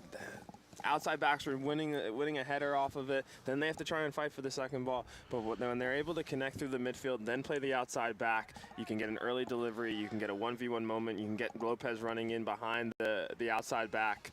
This is the Lipscomb soccer that I know and love. A change I didn't note earlier. Kyle Sutton is in up top, replacing Javon Smith, who's getting a spell. Ball chipped over the top. It's a 2-on-2 situation. Once again, heady clearance. Lipscomb back to work. Marfel, edge of the 18, circles back, connects with his outside back again. Robinson, Doherty, back to Robinson. Middle of the pitch to Priest, one-touch pass. Doherty working it around. You love watching this, don't you? I love that right there. They know it's not on down that side. They come out the other side, and now, okay, can you be a little bit cleaner there? Now you need to get back into the defense. Bellarmine escapes, and a whistle for a man down on the pitch. And a stern conversation from the referee about the contact that instigated the minor scrape. It's Ballas down and now hobbling back to his feet. Wes Bowling and Taylor Washington with you. We are 21 minutes into the second half of play. 66th minute of action. And we are scoreless. Lipscomb, one of the favorites this year to win the A-Sun, undefeated 3-0. Locked in a battle with Bellarmine, who's 0-2 this year and making its debut match in the conference as it moved up from Division II a year ago. I'd love to talk for a second about another group, another player that succeeded in moving from second flight up to the top, and that's you. playing in USL, playing for Nashville SC, and you had time at the Philadelphia Union organization before that. You'd been around the scene, but moving up to MLS, same coach, some of the same teammates, same program in general, but going from second flight to the top flight. You can relate to this Bellarmine team and to their mentality. I can, there's a lot of excitement, and I think most of the excitement comes in the off-season, preseason period. You know, you're anticipating moments. Hayes-Wood coming in toward the byline. Sorry to cut you off there. Wood is cut off himself as he approaches the goal line. No, of course. It's those moments where you're wondering how the season will go. Will the jump be a lot? How much will I have to adjust? And I think that's when you can't rely just on yourself, right? You have guys around you. I was blessed enough to have an incredible coaching staff, one that believed in me, a front office that believed in me, and gave me the opportunity to succeed in a system that is, for me, it's a pleasure and a joy to play in. But for this Bellarmine team, they have so much to be proud for. Oh, beautiful dummy there. Ooh. Nutmeg, I should say. That's Golden winning the corner kick. Stepped right through the defender. Played it between his legs. And I was so caught off guard by the brilliance of that play that I called it by the wrong term. A nutmeg there. It's going to result in a corner kick for the Bisons. This is their 6th of the match. These Bellarmine boys have to be proud of themselves, though. Not only have they held this Lipscomb team to 0-0, but they're doing a good job of it. They're not just, it's not just where they're just sitting back. They're trying to create chances. They're trying to get forward. This is a team and a force to be reckoned with moving forward in conference play. It's the Lipscomb team that led the conference coming in shots and in goals per match. So far they've been foiled. Doherty, half volley. Wood tries to step into it on the edge of the 6, and once again it's Bellarmine clogging up the channels. Robinson, pressured by Ballas, wins the throw. 21 minutes to find the go-ahead. In college soccer, we would then play 2 10-minute periods of sudden death extra time. The match would only be declared a draw if the teams were still deadlocked at that point. Kalala to Turner. Center back stepping forward. Every Lipscomb player except Kalala is on the attacking side of the pitch. Doherty fans it wide. It's Priest. Sliding one forward. Golden over the head with his cross of Marfel. Robinson cuts it off. No, he doesn't. Looked like he might have for a second, but it crosses the touchline. I think Lipscomb has found their solution. Looks like it, right? They found it. Fan it wide, send it in. Play it in, yeah. And I think the key was, they were trying to get their wingers higher, but I think the success has been in their outside backs getting higher. With Bellarmine sitting so deep, you're going to be able to have guys like Goulden and Robinson be able to go and maybe have your wingers like Marfel and Hayes tuck a little bit more in, but leave Hayes out wide, and then get that early ball in. Dangerous ball. Don't be susceptible to the counter. Priest, the last defender, back to the keeper, Sibley, whose touch is true. Yeah, it was interesting. Goulden had so much space toward that corner flag to put in that cross. And even though the cross wasn't on target, they're taking mental notes. Yes. When you spread the field like that, you give yourself that opportunity. And it's what Coach Taylor Washington over here has been saying they should do all day. As a winger, you always want the ball out wide. And I'm sure if one of my counterparts on Nashville, I see a midfielder, they would say, let's play through the middle. Spoken like a true fullback. Yeah. Here's Marfel. Can he connect with Robinson here? Sends it through. They get their wires crossed, though. And Bellarmine once again true to clear it. Ballas with his back to Turner. Gives it away. Doherty forward for Lopez. They're mounting something here. Lopez is through ball for Sutton. Deflects back. Lipscomb plying its trade in the final third, though, for much of this second half.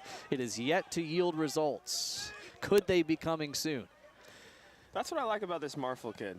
He's always able to try and run in behind, always willing and energetic to try and get into the attack. He's a great outside winger for this Lipscomb team, especially when you have a guy like Spicer out. Yeah. He fills in and there's no drop-off. Yeah, Marfel, the wing freshman from Warner Robins, Georgia, filling in as he did in his first collegiate start when he scored against UAH, filling in for the presumptive starter, Tyrese Spicer, the Trinidad and Tobagan, who's actually played with the national team of TNT. Spicer, 2 goals in just 89 minutes of play, battling an injury and unable to go today. But as you've said, Marfel has stepped in. Charles Morrow deserves so much credit, the 16-year head coach of Lipscomb, for stocking this roster with depth. Yes. High-end talent at the top of it, but throughout the side, you have players who understand their roles and can play them well. Lots of space for Lopez. Instead of running forward, he takes it first time forward, and it's disrupted. Wonder if Lopez should have run into space a little bit there. Yeah, it's a tough situation. He sees Marfel making a good run. I think it just needs to be a little bit more of a cultured ball there. Chested down by Ballas, 50-50. Turner, Goulden battling, taken away, and approaching the 18 now is Bellarmine. Pass disrupted by Kalala, who ultimately clears the direction of the Bellarmine bench. Ball curling, and it was Sutton trying to make a surprise run. But the ball is ultimately ushered back to the keeper, Brozovic, who's made 3 saves today, and forward for a chance for Bellarmine. Coming in on net, the ball chipped and deflected. Kalala with a last gasp clearance. Justiniano looked like he might be through, but Honore Kalala caught up and cleared it for a corner. They're looking for offsides, and to be honest, I think Justiniano did an incredible job of just holding his run until I think he realized both these center backs are not going to go for the ball. Might as well go for it. Brozovic would have been man of the match if he'd notched 3 saves and an assist. Over the top, looked like he might have one for a minute there. Instead, it's a corner for the Knights. And a chance here from a set piece for them to break ahead. 17 minutes to go. Stepping into it will be Fischer. Middle of the 6, cued just wide. Didn't miss by much. Goal kick for Lipscomb. They'll breathe a sigh of relief. Definitely. And we talk about Charles Morrow creating this incredible depth of roster, but I think he also creates a great community. We talked to him before games, and he's such a great presence to be around. He talks about soccer in an exciting way, but he also talks about, his players in an exciting way. He cares about them both on and off the field, and for a college coach, you dream of that, you know, as a player, as someone who's gone through the college ranks and was blessed enough to have a coach similar. You know, you look back when you're 30, 40, and you think these were some of the best years of my life because I had such a great coach. Minnie Harris rotates in for Lipscomb. His first action today, the fifth-year senior defender for the second appearance of the season, native of Dunwoody, Georgia. Harris has a great story. His dad worked at Lipscomb for 8 years, so he went to Lipscomb Academy early in his high school years and set their single season record for assists. Now he's playing at the university level. One of just 4 seniors on the roster. It's a young group. You mentioned a coach's dream, and I think the dream is to be able to have quality, mature youth, and then just a few leaders like Harris who can help coalesce all those things together. Yeah, look at him wearing the captain's armband, coming on. He's going to give everything he has for these last 15 minutes. And with Robinson on his side, this left side's deadly. Got a little bit of pace, got some technical ability. You know, can they go on the overlap for Robinson? Can Benny fake that? Can he try and sell the run for Robinson, then whip an early cross? You know, they got to get the ball on this left side though to begin that. They've been playing it from the left quite a bit here today. Here comes Ballas. Ballas versus Kalala. And once again, the youngster disrupts. The whistle goes against Juan Ballas as Kalala goes flying. Once again, Bellarmine trying to go direct and go through the center back. And once again, Kalala says, no thank you, sir. Yeah, exactly. I think with Lipscomb wanting to try and end this game before regulation, they're going to throw numbers forward, and that's the only way for Bellarmine to try and get anything. You know, catch him on the counter, catch him off balance. Lipscomb on the prowl for a go-ahead goal. They were on the back foot for a good portion of the first half. They've reclaimed dominance of this match, but they've had just a couple of key chances today, and both were saved by Matthew Brozovic, the second stringer coming in, filling in for Connor Range, out with a red card suspension. And we talked about it before the game. We thought, okay, will there be nerves? Will there be this? He's done an incredible job. He doesn't act like a backup. No, not at all. He's done an excellent job. He's been stellar. And he's played his way into this one. Might Bellarmine play its way into the lead? Nice step over, but the slick turf claims Nate Giroux before he can come around on it and uncork a shot. That's a shame for him and for Bellarmine. He looked like he could put that onto his left foot and have an angle. Smooth positioning once again, though, by the central defense of Lipscomb to make that a tough angle if he'd been able to have one. Great defending from Benny Harris. Great defending. Tracking back, giving everything he has, sets his feet perfectly well. A lot of guys in those situations, they run right into that wall that says Lipscomb Soccer right there because they're trying to get back so quickly. But he has the poise and he has the wherewithal to know, okay, I have to be able to turn my hips if he's able to cut back onto his left foot, just like he did. Yeah, I called him a central defender because I just assumed it was a center back there, but you're right, it was Harris tracking back. Impressive work. But these little one-touch passes have sent Bellarmine in a couple times here of late, testing that Lipscomb defense and keeping them honest if we're being candid about what they are able to do moving forward. They can't just put 7, 8 guys in the attack when Bellarmine's capable of launching these balls over the top and testing them on the counter. Yeah, and I think we talk about this Lipscomb team, they try and play like Barcelona. No player is set to one position. That's why Benny Harris is in that position as a center back. He's able to get there. You know, he's able to look like hey, I've been here, I've been in position, I've moved well. I don't know what they're yelling at the ref for, but give the ref he's done a good time tonight. Yeah, they're not pleased with where he's taken the kick. They thought it should be further back. I think it's purely academic, really. Nobody was even in that half of the field with him. Nonetheless, Tazik Zed. Forward for Linscott. Linscott plays it off the hand of Robinson, inadvertent. Oh, I'm with Robinson on that one. To me, looks like a chest, but think so?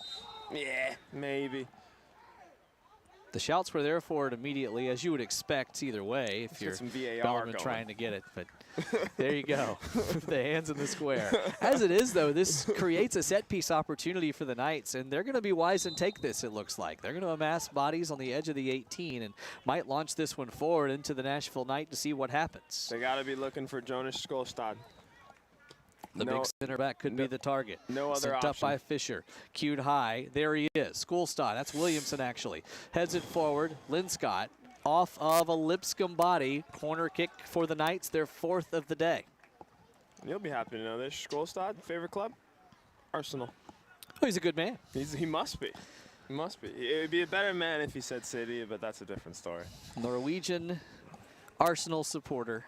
Was an exchange student in California his senior year, which is when he caught the attention of college scouts. Corner kick for Bellarmine here, and another chance. Hazik Zed stepping forward, far side of the pitch, raises one hand, steps forward with his right foot. In swinging, high, looping ball, headed away. Guess who? It's Kalala again. And then the clearance, and Lipscomb out of dodge, at least for the moment, yet again. Kalala's had an excellent second half. First half, some of his diags not on point, not the typical Kalala that I'm used to seeing, but he's done an excellent job of being able to do what he does best. Win headers, win second balls, find people out on the wing, give a good stretch of possession. Well done from him. Giroux loses his footing, and Lipscomb tries to break in response. Doherty swings his foot into that, an awkward pass. Bellarmine can't capitalize, but they will take possession. Ball slipped down that far channel.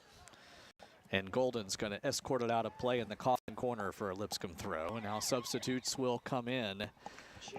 Danger time for the Knights. Coming back into the match is Javon Smith with 10:50 and counting to go. The freshman starting striker is back in. The ASUN Player of the Week a couple weeks ago. And you would imagine, Taylor, he'll be in for the duration now after getting a spell of about 15 minutes. He has to be, and he has to know that. He doesn't have to exert himself too much right now, but he does have to give his all for these next 10 minutes and make every run count. He is a man of moments, as with many strikers. He can lie dormant for a while and has the ability to sneak up and strike one home. You know, he's so unconventional, right? Like, he's not the normal height of a lone striker, but I think Charles Morrow has done an incredible job of recognizing, hey, this kid's got an incredible ability to hold up play, even for his side. He's able to wiggle out of situations where, you know, man, how did he even do that? Especially on the one with Lopez. You know, he's the one who was able to take a touch back towards goal, find Lopez coming into the top of the box. Zed steps it forward for Linscott, sends it through. Zed, Hazik Zed. Bellarmine has the breakthrough. And the Knights are less than 10 minutes away from victory in their debut match in the ASUN. Hazik Zed, the Malaysian sophomore, assisted by Linscott, the reigning second-team All-American in D2. Bellarmine's in D1 now, and they look like they belong. Yeah, not only do they look like they belong, that goal alone solidifies, hey, we've been working hard all day. We may not have had a lot of stretches of possession this half, but we made the most of that opportunity right there. Excellent goal. Took me by surprise, especially with the way Lipscomb's been playing. They've been dominating this half. They put Smith back in. You know, we're raving about Smith, and on the other hand, Bellarmine goes and gets himself on the score sheet. Against the run of play, in the 80th minute, it is Bellarmine 1, Lipscomb 0. And the Bisons now, we'll see what they are made of. It's the first time they have trailed this season. And they don't need to panic. That's one thing that a lot of teams do. They do send it long, but if it works out, it works out. However, they don't need to panic. They still need to get into higher situations. They need to be on the front foot. And we do have a player down. Man down inside the 18 for the Knights. The referee hasn't spotted him yet. Play continues. And now a foul goes against Lipscomb anyway. Goulden coming into the back. There's Hayes Wood coming into the back of a Knight player. And now there's a stoppage as the referee has a chat with Eddie Williamson, who was down on the ground, now is back up. I know that down on the ground. You can see he's fine. He's wasting time. He knows that there's 10 minutes left. First win in Division 1 in the ASUN. This game is the World Cup, as you saw them celebrating down on that quarter flag. A group that was unbeaten in the regular season. In fact, between 18 and 19, they went 30 games unbeaten before that streak ended in the Sweet 16. And then things got harder because they moved up to Division 1. They lost their first two matches, two valiant efforts and losses to Xavier and Belmont. But they are on the cusp now against a Lipscomb team that, it has to be said, has outplayed them this half. And yet, soccer's a cruel game like that. And the Knights are the ones ahead. And now if you're Lipscomb, The urgency has only increased. Yeah. And yet what they've done so well this half is to work it around, get it to the wings, and create chances. They don't have to force things yet. No, they don't, but they can still do what they've been doing, just at a quicker pace, at a higher pace. Guys like Lopez, they can't be waiting for the ball. They have to be proactive and find these spots. Good interplay there, leaves Robinson in a good place. He's cut off as he tries to go toward the byline. Instead gets to Harris. Harris swings one in. Header wide from Lopez. Tremendous service there from the senior, but Alejandro Lopez can't square his head on it. You can see why he led Lipscomb Academy in assists. Great service in there. One of the hardest things to do, serve a good ball for a forward to finish. Now they just need to put it there. Touched it quickly. Yeah, sorry, Taylor. No. And Lopez, it has to be said, that ball had so much pace on it. It was going to be hard for him to converge and knock that one in, but he'll probably look back on the film and wish he'd had a little more of that. Yeah, he tried to keep it with the momentum at which it's going, but, you know, as Gary Smith and Steve Guppy, a former Leicester City player, has told me, you head it back the way it's come. You know, the angle and the force that it's coming with, if you redirect it back towards goal, you know, it's got a better chance of going in than trying to keep the momentum at which it's going at. 82 minutes gone and another chance gone awry for Lipscomb, who trail 1-0 to Bellarmine. A goal 2 minutes ago. Hazik Zed, assisted by Micah Linscott. Zed's third career goal, first this season. And the assist from Linscott, who is playing his 59th match as a Knight. Preseason All-A Sun showed us why with a clever through ball through to the sophomore. But Lipscomb still with time and with the ability to equalize, and they're going to have a corner kick here. Another opportunity for the men wearing purple and white. The clock is ticking. Just over 7 minutes remaining, and Lipscomb is going to amass 6 bodies inside the 18. Might this be a set play, though, for the Bisons? They often take these short. They are going to just send this one into the box, it looks like. Lopez stands over it. The Costa Rican with his left foot spins this one. Oh, they had Smith wide open in the box, but it was cued away as it landed just short. Just a little bit higher, and they have an equalizing goal. Unmarked. Unmarked. Zonal marking for Bellarmine almost failed them. And as Lipscomb puts numbers forward, it's going to give Bellarmine a chance to find some breathing room on the safety valves when they escape. This ball slid straight forward. Battling for it is Dunny with Robinson. They collide. Goal kick, Bisons. Excellent there from Robinson. Love the little bit of quick up. You can tell he's English from that. Fantastic. Love the left back. Over the top for Harris. Headed down by Lopez, cleared. The ball bounds across the touchline. 6 minutes to go. 1-0, the Knights ahead. Wes Bowling and Taylor Washington with you. On a rainy day, things gloomy right now for Lipscomb. But one kick of the ball can change all that. And it's a team that's proven it can muster late miracles. Hayes Wood with a winner against ETSU in late moments last time they were on this pitch. This ball sit in toward the edge of the 6, hits off Smith, the striker. Nothing doing there for Lipscomb. You'd love to know if he doesn't touch that. Does he dummy it? Does it go in? I was wondering that too. Oh, man. Came through quickly, and it looked like Smith might have been shielded by some bodies and couldn't see it until the last minute anyway. Don't blame him ever. You can't blame him. 5:15 to go. 1-0 deficit for Lipscomb playing at home in its first A-Sun match. Undefeated record on the line. Keep in mind, if they are able to tie the score, we would go to 2 sessions, 10 minutes apiece of extra time, sudden death, golden goal. And only then, if the teams were still deadlocked, would it be declared a draw. But that's purely academic at this point because Lipscomb is trailing. Spinning clearance by Schoolstadt. Beg your pardon, that was Giroux. Robinson heaves it into Harris, the veteran.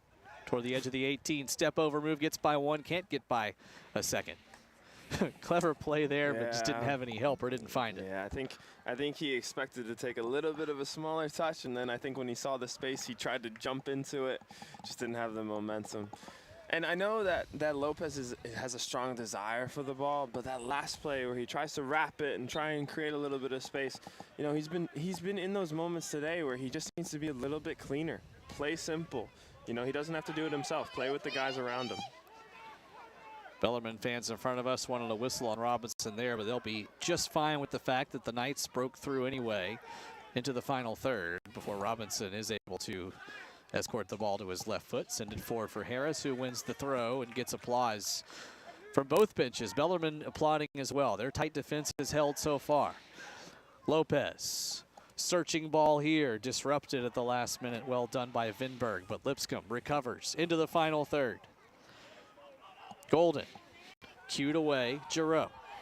Lopez wanted to step into that, didn't see Linscott coming behind him. The man with the go-ahead assist that would be a game-winning assist if this score stands. Hazik Zed scored it. 3 minutes, 20 seconds away from that fate unless Lipscomb can find a way to pull themselves back in. Awkward touch there. Turner chases after it. Urgent cries from the Lipscomb fans, clamoring for their team to pull even. Sibley sends this one high into the clouds. Now it is time to start forcing something to happen. Yeah. Long balls ahead, gather numbers, and see if you can generate some space for a miracle. And don't have people try and do too much on their own. Lopez loses out. Looked like his eyes were big, and looking to spray it to Robinson. And then, he knows it too. The frustration foul. Yeah, he knows it too. And for me, you know, I'm so high on this kid. But today he's had moments just like that. The last 3 plays, touch gets away from him, touches and clean, doesn't see the guy coming up from behind him. You know, if he's able to take a clean touch there, Robinson's running in, Harris is going to make a run inside. It's another goal-scoring opportunity that they just missed out on. The former youth player for Saprissa, the premier club in Costa Rica, goes down hard there. Ball ultimately clings off a Lipscomb chest. Bellarmine trying to see this one out. They're just over 2 minutes away from their first ever victory in Division I after moving up this offseason. Giroux tosses it in. Lipscomb needs a takeaway, needs a counterattack, and needs something significant to happen in the final 120 seconds. Ball forward for Smith. Could this be the moment? He's got 2 center backs to deal with. Beats one, but Vinberg clears right into the Lipscomb bench. Bisons quickly toss it back in. Minute 45 to go. Golden in for Priest. Priest forward, eyes up. Straight ahead. Hayes Wood. Wood into the 6 and cleared by Schoolstad. Excellent ball, Lopez. You know he's taking that touch. You got to get in front of the defender. Urgency hour for the Bisons. Minute and a half and counting. Robinson's going to throw. Jeez, I'm ready. I need them to score. And he's going to heave this one in. He's getting ready. He's stretching. He's going to throw this as far as he can into that 18-yard box. He'll treat it like a de facto corner kick, getting his players organized. Minute 10 left. There it is, near part of the box. Kalala heads it high. Turner cues one off his noggin. Doherty. 1 minute remaining in regulation. Golden sends it in. Chance here. Harris converges, but it's cleared. Just couldn't quite get a step on the defender. We're under a minute left now. They still got one more chance, at least one. 50 seconds. Another long throw coming for Lipscomb. It's Turner on the edge of the 6-yard area. Cued away. I'm calling for headed high by Robinson. Harris can't win out. Ball cleared. 38 seconds. Priest. Ball takes a deflection. Bellarmine wins possession, at least for a moment. There it is, and the clearance, and now the race is on. Sibley, the only man back for Lipscomb, has to clear. 20 seconds to go. One last chance for the Bisons, maybe. Will there be a miracle on Shackleford Road? They're going to need something significant if that's going to happen. Could this be it? Smith plays it wide, 10 seconds to go. Stepping forward, Doherty. Low ball saved! Wide rebound, saved again! One more time. Unbelievable from Brozovic. 2 sprawling stops. And his teammates gather around him in exultation as Bellarmine has entered the Atlantic Sun and won its debut match in the conference and in Division I. It is the Knights who own the day in South Nashville. A miraculous win on the foot of Hazik Zed.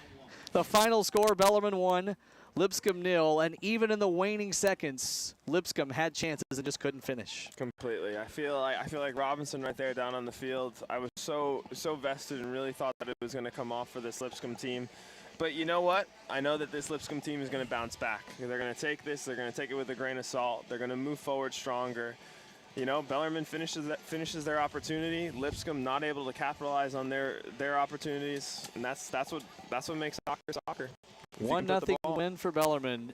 An unbelievable performance. Lipscomb on the front foot for so much of that second half, and really for the majority of the match. And yet it was a counterattack and a slick through ball by Micah Linscott to Hazik Zed in the 80th minute that got the job done for the Knights. They go to 1-2, advance to 1-0 in Atlantic Sun play. Lipscomb 0-1 in the A-Sun. These two teams will meet again, as the divisional format this year in the A-Sun means each team will play the other twice. Liberty, Bellarmine, Lipscomb in that miniature division. Final stats, Lipscomb leads the shot count 8-6. Both teams with 5 shots on target. Lipscomb with 2 in the final 5 seconds. Saved by Brozovic, who I think, Taylor, has to be the man of the match. Has to. Steps up to the occasion of filling in as the backup. Not only does he fill in, he does a spectacular job. One where his teammates, he's the first person that they're rushing to because they know that the kind of night and day he had. Incredible performance from the lad. His first career college start, second career appearance after the starter Connor Range suspended due to a red card in the previous contest. Controversial, and yet Brozovic comes in and saves the day for his team on 5 occasions, 5 saves en route to Bellarmine's first ever win at the D1 level. Congratulations to the Knights. Another controversy, I got another point. Will he be the starter going forward? Boy, I don't know. It's hard to unseat him after that performance. Yeah, and I know Connor Range is a guy for Bellarmine who's played 42 times and is extraordinarily talented. No fault of Tim Chastney if he puts him back in next time.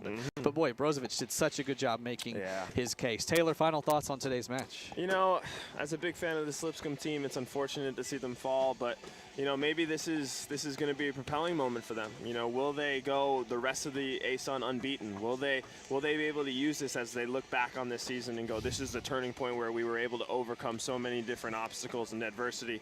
You know, this is soccer. You know, can a team put the ball in the back of the net? And whoever team does that better is going to be the winner at the end of the day. As simple as it is, it's extremely hard to do, as you saw Lipscomb struggled with it today. But this Charles Morrow team is impressive. It continues to impress me. I'm excited to see them moving forward. And we talked to Morrow before the match, and he said he wants to see his team face adversity to see how they respond. They won their first 3 matches in relatively dominant fashion, scored 8 goals among those 3, and now they have their adversity. A 1-0 loss to a new team to the conference, and you just know they're going to learn from this experience. Completely. They have to. That's the only way that you can look at this game. Congratulations to the coach on the other touchline, Tim Chastney. 23 seasons at Bellarmine, and he brings home the first D1 win for his program. Again, the final score, Bellarmine 1, Lipscomb 0. Taylor, thanks for joining me today. Audience, thanks for joining us. We'll be back in just a couple of days. This has been Lipscomb Soccer. Thank you for joining us.